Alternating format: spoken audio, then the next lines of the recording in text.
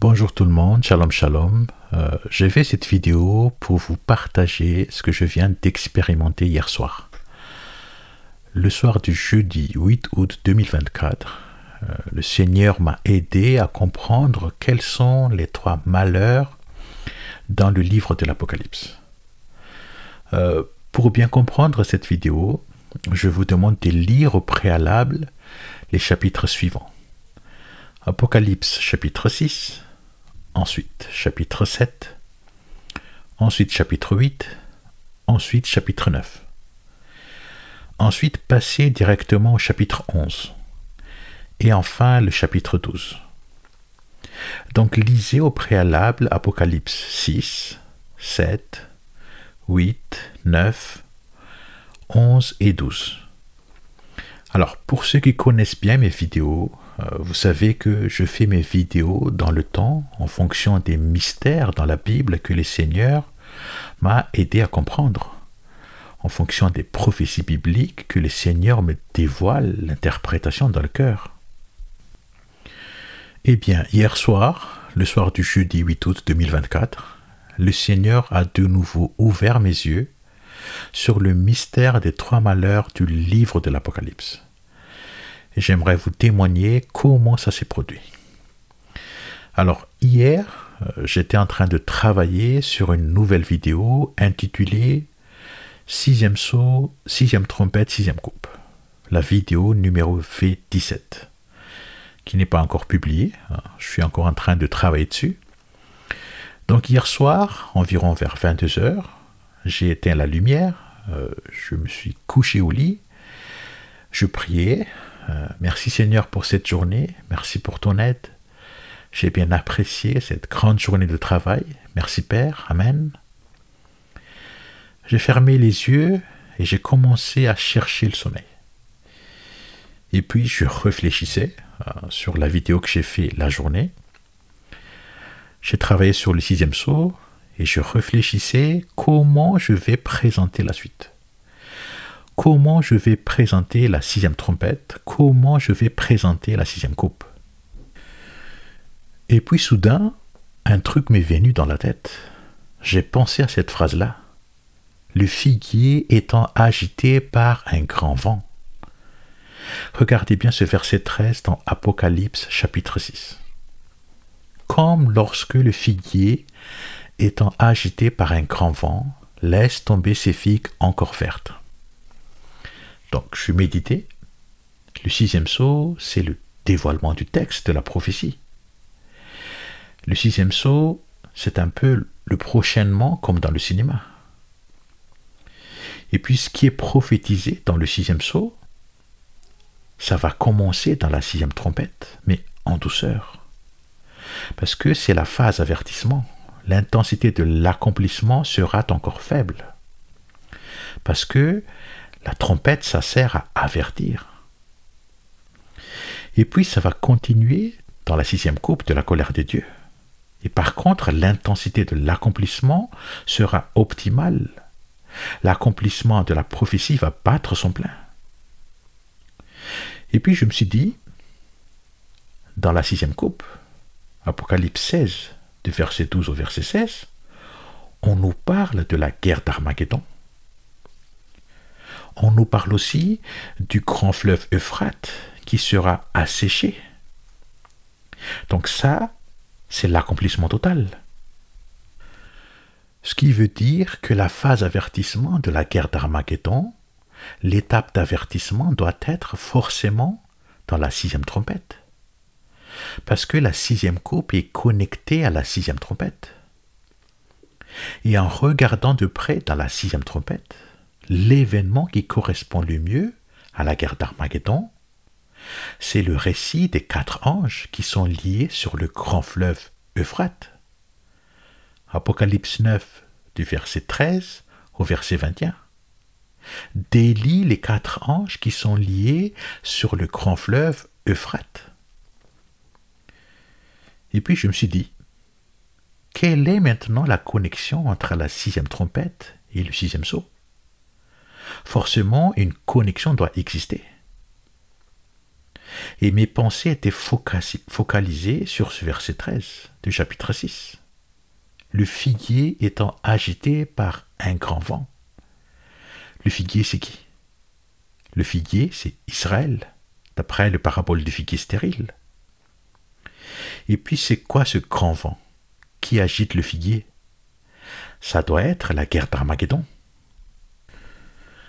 Donc, en fait, ce verset 13, dans le 6e sceau, c'est le prochainement de ce qui va se passer pendant la 6e coupe.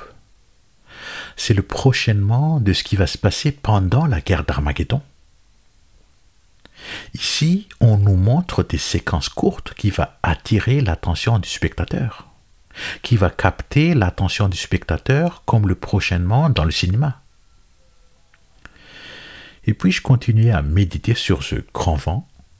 Mais qu'est-ce que c'est? C'est quoi ce grand vent? Et puis un autre truc est venu dans ma tête. J'ai pensé aux 4 vents de l'Apocalypse dans la vidéo de l'Horeb des prophètes. Je me souviens qu'il avait expliqué les 4 vents dans ses vidéos. L'Horeb des prophètes, il avait fait tout un playlist, une série de plusieurs vidéos sur les 4 anges de l'Apocalypse. Et du coup, je me suis dit, les 4 vents, c'est dans Apocalypse chapitre 7. Il faut que je vérifie ça tout de suite. Donc, je me suis réveillé, j'ai pris la Bible, et j'ai lu le chapitre 7. Apocalypse 7, du verset 1 au verset 3. Il dit, « Après cela, je vis 4 anges qui se tenaient aux 4 coins de la terre, et qui retenaient les 4 vents de la terre, afin qu'aucun vent ne soufflât sur la terre, ni sur la mer, ni sur aucun arbre. Puis je vis un autre ange qui montait du côté de l'Orient, tenant le sceau du Dieu vivant, et il cria à haute voix aux 4 anges qui avaient eu ordre de nuire à la terre et à la mer, et leur dit, « Ne nuisez point à la terre, ni à la mer, ni aux arbres, jusqu'à ce que nous ayons marqué les serviteurs de notre Dieu sur le front. » Ce qui a directement capté mon attention ici, c'est qu'il y a 4 anges aux 4 coins de la terre. Ensuite, ces 4 anges retenaient les 4 vents de la terre. Mais il n'y a que 3 cibles. 3 cibles. La terre, la mer et les arbres. Pourquoi? Il est où la 4e cible? 4 anges, 4 vents, 3 cibles. Qu'est-ce que ça veut dire? Donc c'est à ce moment-là que mes yeux furent ouverts par le Seigneur. Apocalypse 6, verset 13, le figuier étant agité par un grand vent. Ici, ce grand vent, il correspond au vent qui souffle sur la terre pour nuire à la terre dans Apocalypse 7, versets 1 à 3. Dans ce verset 3, il dit « Et leur dit, ne nuisez point à la terre, ni à la mer, ni aux arbres, jusqu'à ce que nous ayons marqué les serviteurs de notre Dieu sur leur front. » Ici, la terre symbolise la terre d'Israël, et la mer symbolise les nations. Les deux sont côte à côte, les deux sont dans le même contexte. Donc ici, la terre veut dire la terre d'Israël. Donc Apocalypse 6, verset 13, le figuier étant agité par un grand vent, ici ce figuier, c'est la terre d'Israël. Ensuite, ce grand vent, c'est le même vent qui souffle sur la terre pour nuire à la terre dans Apocalypse 7, versets 1 à 3. Et ici, la terre symbolise Israël. Donc c'est là qu'enfin j'ai compris que les 3 malheurs sont le vent qui souffle sur la terre pour nuire à la terre, ensuite le vent qui souffle sur la mer pour nuire à la mer, et enfin le vent qui souffle sur les arbres pour nuire aux arbres. En fait, le premier malheur, on le connaît déjà. Apocalypse 8, verset 13, le dernier verset du chapitre 8, il dit « Alors je regardai et j'entendis un ange qui volait par le milieu du ciel, et qui disait à haute voix « Malheur, malheur, malheur aux habitants de la terre, à cause du son des trompettes des 3 autres anges qui doivent sonner de la trompette. » Ça veut dire que les 3 malheurs sont après ce verset. Ensuite, Apocalypse 9, verset 12 dit « Un malheur est passé, et voici venir encore 2 malheurs après celui-ci. »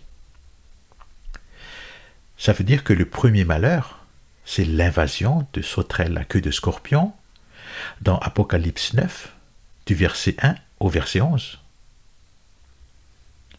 Et si vous avez déjà regardé ma vidéo numéro V14.2, Matthieu 24 et les 6 trompettes, comprendre les sons de la première et 5e trompette, vous allez comprendre que la 5e trompette, c'est le pic-pic pour détruire le blé de Dieu. Le V et X pour détruire le corps humain des Juifs. Et que la première trompette, c'est le pic-pic pour détruire l'orge de Dieu, pour détruire le corps humain des gentils. Maintenant, c'est ici que le nom de code arbre va entrer en jeu. Ce nom de code arbre, ce nom de code va lier. Écoutez bien ce que je vais vous dire. C'est incroyable ce puzzle. Écoutez-moi bien. Ce nom de code arbre va mettre en connexion le chapitre 7 sur les 4 vents avec la première trompette et avec la 5e trompette. Arbre, le mot grec original, c'est dendron. C'est le Strong grec numéro 1186, qui est traduit en français par un arbre. Et puis à droite, on a les versets dans lesquels ce mot grec est utilisé. Regardez bien, le mot arbre est utilisé dans Apocalypse 7, verset 1 et verset 3. C'est bien ce qu'on a déjà lu tout à l'heure. Ensuite, il est aussi utilisé dans Apocalypse 8, verset 7, le verset de la première trompette. Le premier sonna de la trompette, et il eut de la grêle et du feu mêlé de sang, qui furent jetés sur la terre, et le tiers de la terre fut brûlé, et le tiers des arbres, le mot grec dendron, entre parenthèses, fut brûlé, et toute herbe verte fut brûlée.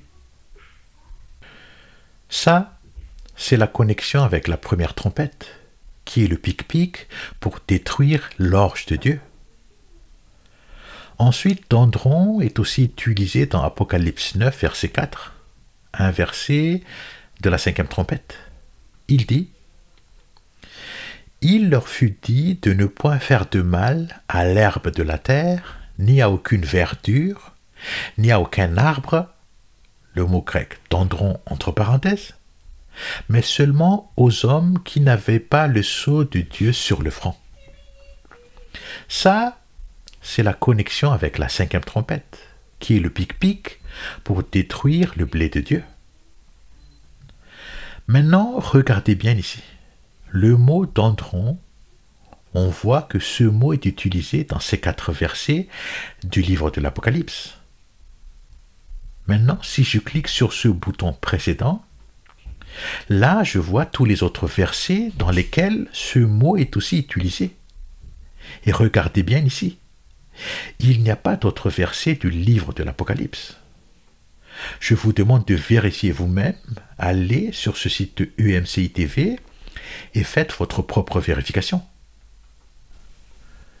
Donc ici, ce mot arbre, le Seigneur a donné l'instruction à Jean de l'utiliser comme mot-clé pour faire la connexion entre la première trompette et la 5e trompette, pour nous faire savoir que les deux, c'est le même fléau, c'est le pic-pic, et aussi pour faire la connexion vers le chapitre 7, pour nous faire savoir que le vent qui souffle sur les arbres pour nuire aux arbres, c'est égal au premier malheur. C'est égal aux sauterelles à queue de scorpion, c'est égal au pic-pic, c'est égal à Madame Vévé, la dame de fer. Vous comprenez? Ensuite, voyons voir le deuxième malheur. Quel est le deuxième malheur? Voyons voir Apocalypse 11, verset 4.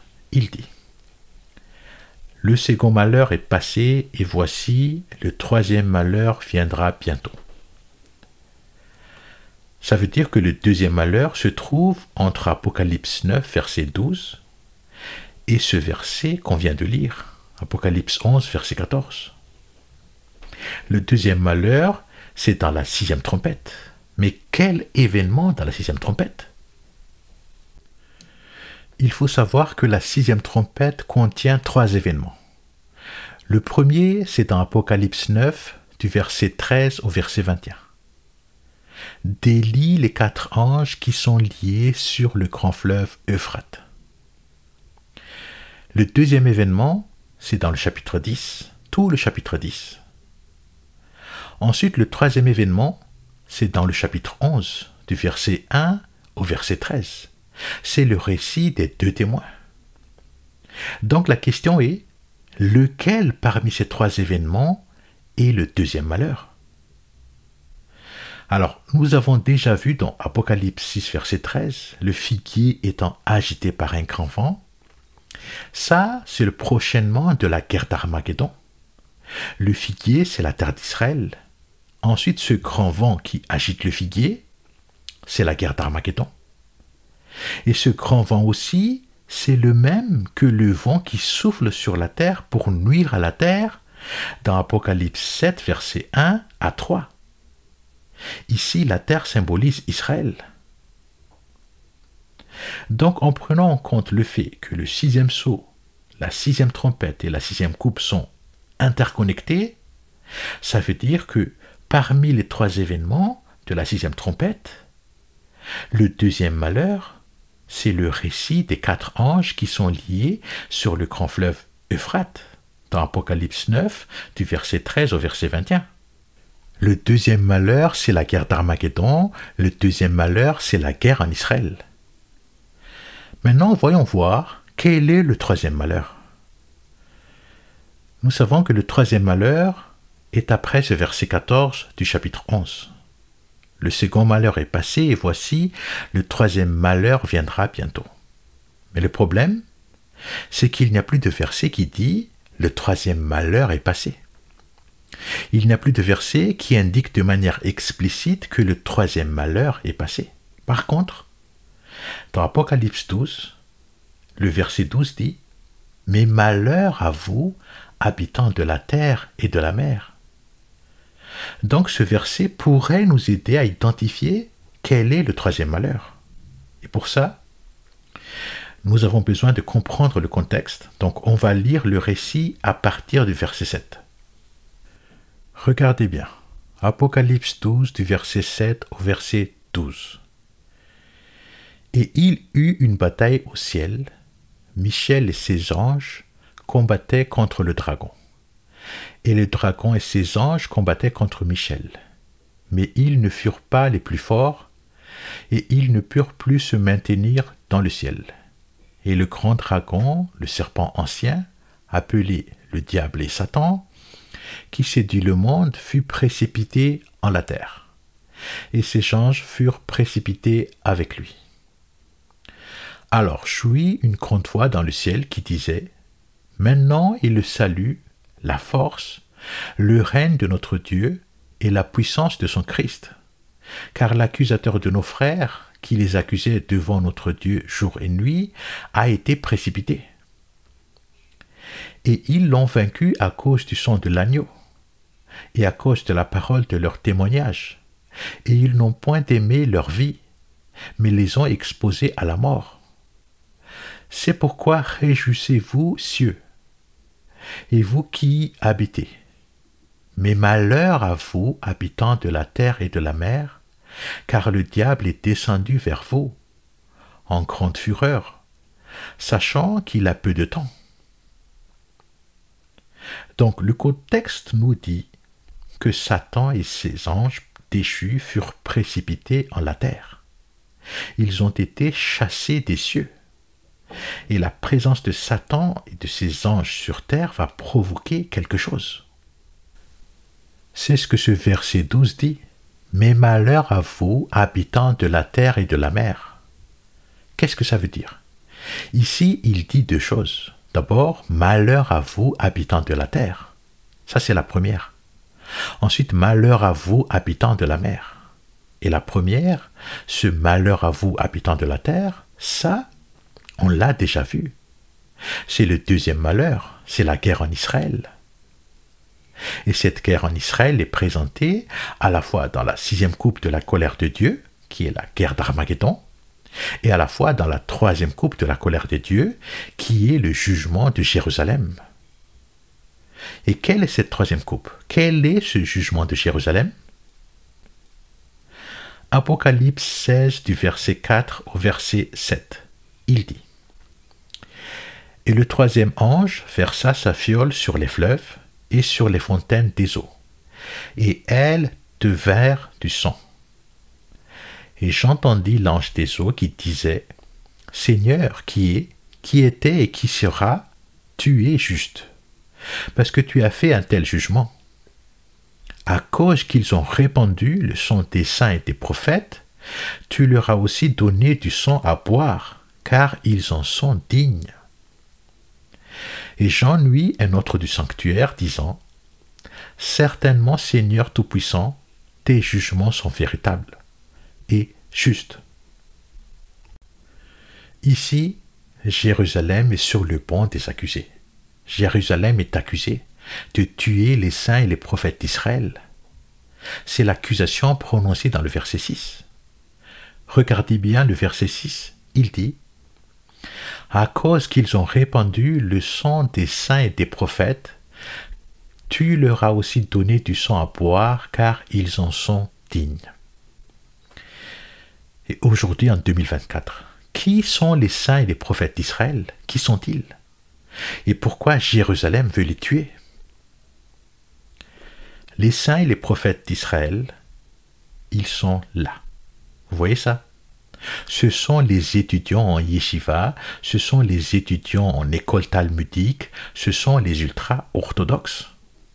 Ces gens-là prient pour Israël tous les jours, ils ne font que ça. Ce sont eux qui étudient la Torah tous les jours, ils ne font que ça. C'est la lumière de leur Torah qui se dégage de leurs études, qui protège Israël de ses ennemis. Maintenant, écoutez-moi bien. Ces étudiants n'étaient pas assujettis à l'obligation de faire le service militaire depuis la création de l'État d'Israël en 1948 jusqu'au mois de juin 2024. Comme dans la Bible, les prêtres et les lévites sont exclus de l'armée. Les prêtres et les lévites ne prennent pas les armes dans la Bible. Ensuite, au mois de juin 2024, la Cour suprême d'Israël a pris la décision de conscrire ses étudiants dans l'armée. La Cour suprême d'Israël a pris la décision de conscrire les saints et les prophètes d'Israël dans l'armée, pour ensuite les envoyer combattre au front. Ils vont mourir au front. Les saints et les prophètes d'Israël vont mourir au front. Cette décision de la Cour suprême est anti-Torah. Cette décision de la Cour suprême est contre la Bible. Les prêtres et les lévites ne prennent pas les armes dans la Bible. Cette décision est une erreur fatale pour Israël, parce qu'elle va déclencher la 3e coupe de la colère de Dieu. Il faut savoir que 2000 ans avant, le Seigneur Jésus a prononcé cette même accusation contre Jérusalem. Matthieu 23, verset 37.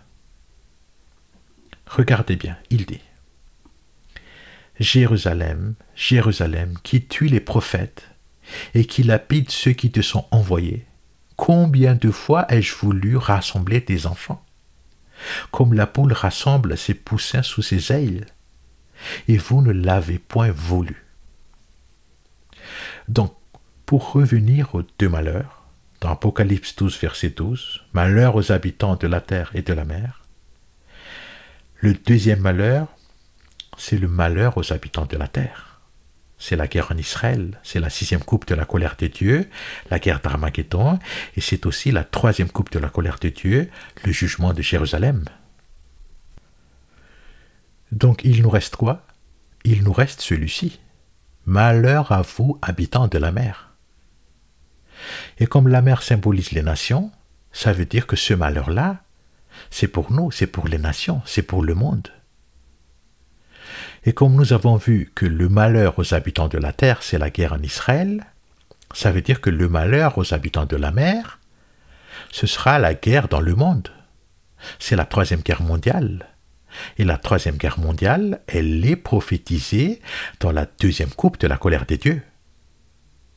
Apocalypse 16, verset 3, il dit « Et le second ange versa sa fiole sur la mer, et elle devint comme le son d'un corps mort. Et toute âme qui vivait dans la mer mourut. » Si vous avez regardé ma vidéo numéro V14.1, Matthieu 24 et les 6 trompettes, les 6 sons en simultané, j'ai mis le lien vers cette vidéo dans la description.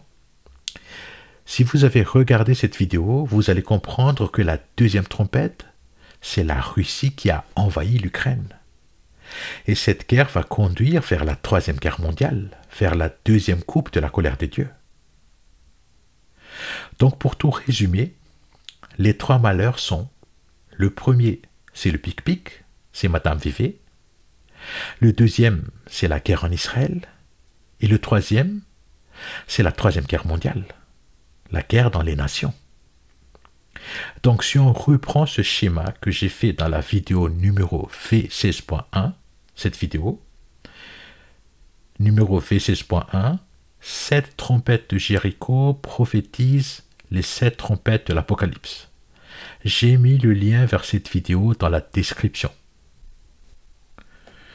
Donc si on reprend ce schéma que j'ai déjà présenté dans la vidéo numéro V16.1 et qu'on va essayer de faire figurer dedans ces 3 malheurs, qu'est-ce qu'on obtient? D'abord la première trompette, le V et X qui détruit l'orge de Dieu, qui détruit le corps humain des gentils. Ça, c'est le pic-pic, c'est Madame VV pour les gentils. C'est la phase avertissement. Ensuite, cet avertissement va basculer vers la colère de Dieu, la première coupe. C'est l'ulcère du mal sur ceux qui prennent la marque et qui adorent. Ça, c'est la conséquence de Madame VV. Est-ce que vous avez déjà un peu regardé autour de vous? Est-ce que vous avez vu des gens malades de quelque chose qui ne devrait pas leur arriver à leur âge? Est-ce que vous avez vu des jeunes qui meurent de crise cardiaque ou de cancer? Comment est-ce possible? Les AVC, accident vasculaire cérébral, la diminution de l'immunité naturelle qui a été remplacée par l'immunité artificielle. Et quand l'immunité naturelle diminue, les petits microbes et les petits virus deviennent dangereux. Même maintenant, les cancers tuent en 6 ou 8 ou 10 semaines. Regardez autour de vous. Donc, la première trompette, première coupe, ça fait partie du premier malheur. Ensuite, la 5e trompette, le V et X qui détruit le blé de Dieu, qui détruit le corps humain des Juifs. Ça, c'est Madame VV pour les Juifs. C'est la phase avertissement. Ensuite, cet avertissement va basculer vers la colère de Dieu, la 5e coupe. C'est le règne de la bête qui devint ténébreux. Ça veut dire que la marque sera obligatoire à ce moment-là. Et quand ils vont prendre la marque, leur corps va faire de l'allergie. L'ulcère du mal va surgir. Et la plupart des maladies vont devenir dangereuses parce que l'immunité naturelle a été remplacée par autre chose. Donc les gens, quand ils vont tomber malades, au lieu de se repentir, au lieu de se dire « j'ai fait l'erreur de prendre Madame VV », au lieu de se tourner vers Dieu pour crier « sauve-moi de cette maladie », les gens, ils vont faire le contraire.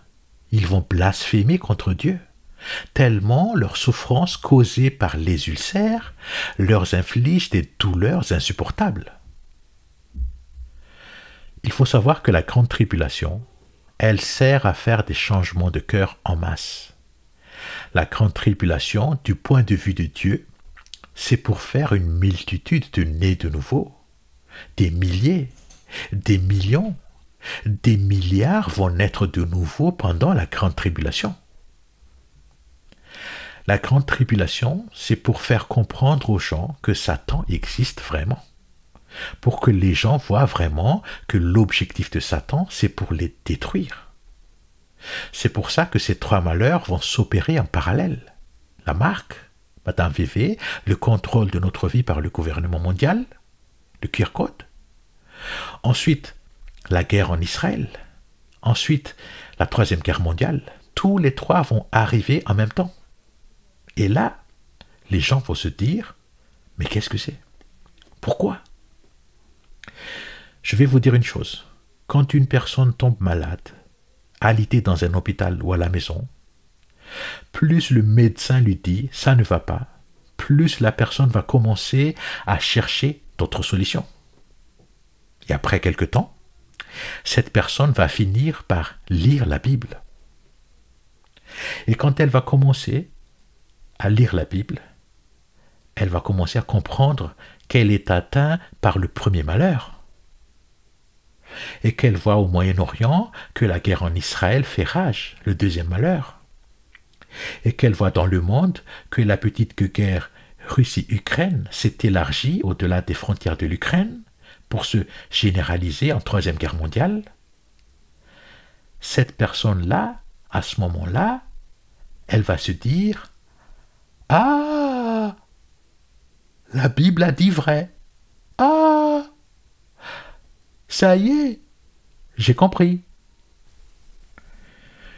L'apôtre Paul nous a enseigné que là où le péché abonde, la grâce surabonde. Romains 5, verset 20. Or, la loi est intervenue afin que l'offense abondât. Mais où le péché a abondé, la grâce y a abondé par-dessus. Donc, Satan va déchaîner le mal pendant la grande tribulation pour faire pécher les gens, pour que les gens blasphèment contre Dieu. Mais dans la coulisse, c'est le contraire qui va se passer. Des milliers, des millions, des milliards vont naître de nouveau. C'est ce que raconte le prochainement dans le 6e sceau. Apocalypse 7, verset 9. Il dit « Après cela, je regardais, et voici une grande multitude de gens que personne ne pouvait compter, de toutes nations, tribus, peuples et langues, lesquels se tenaient devant le trône, et en la présence de l'agneau, vêtus de longues robes blanches et ayant des palmes en leurs mains. » Et puis un peu plus bas, dans le verset 14, Apocalypse 7, verset 14, il dit « Et je lui dis, Seigneur, tu le sais. Et il me dit, ce sont ceux qui sont venus de la grande tribulation et qui ont lavé et blanchi leurs longues robes dans le sang de l'agneau. » Ça veut dire quoi? Ça veut dire que cette grande multitude que personne ne pouvait compter, cette grande multitude viendra de la grande tribulation. Là où le péché abonde, la grâce surabonde. Donc la 5e trompette et la 5e coupe, elles font aussi partie du premier malheur. Ensuite, la 2e trompette, la Russie qui envahit l'Ukraine, et qui va découler vers la 3e guerre mondiale, ça, c'est le 3e malheur. Ensuite, la 3e trompette, le Hamas qui a attaqué Israël, qui va découler vers le jugement de Jérusalem, ça fait partie du 2e malheur.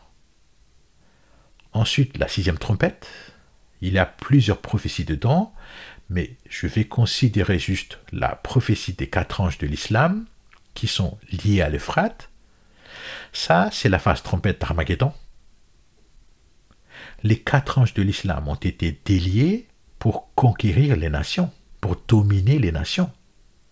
Je pense que vous avez vu ces multiples vagues de réfugiés musulmans qui ont été accueillis en Europe et aussi dans d'autres pays du monde. Il faut savoir que cette guerre en Israël, cette guerre va continuer et continuer. C'est ce que dit la 3e trompette et la 3e coupe. Israël ne va pas se laisser faire. Ses ennemis vont l'attaquer. Israël va riposter. Israël va attaquer et va faire mal. Et ses ennemis vont répondre. Et cette passe-passe va continuer et continuer. Et de l'autre côté, dans le monde, dans les nations, la 6e trompette s'accomplit en parallèle. Ces réfugiés musulmans dans les nations et aussi les musulmans locaux, ils vont chauffer les nations pour faire monter la haine contre Israël. Ça va s'intensifier et s'intensifier. Et qu'est-ce que ça va impacter? Ça va faire que les pays des nations qui vendent des armes à Israël en ce moment, ces pays pourraient arrêter de fournir Israël. Et puis le contraire aussi, d'autres pays des nations pourraient décider de commencer à fournir des armes aux ennemis d'Israël.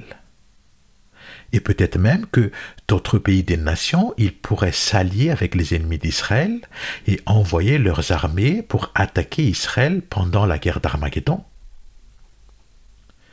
Et en parallèle, comme la 2e coupe s'accomplit au même moment, les alliés d'Israël pourraient être bien occupés à la 3e guerre mondiale. Donc ils pourraient réduire les livraisons d'armes à Israël, ou voire même arrêter la livraison. Et à ce moment-là, Israël ne pourra plus compter sur ses alliés. Israël n'aura pas d'autre choix que de compter sur son Dieu. Les Juifs vont appeler Hachem pour les sauver.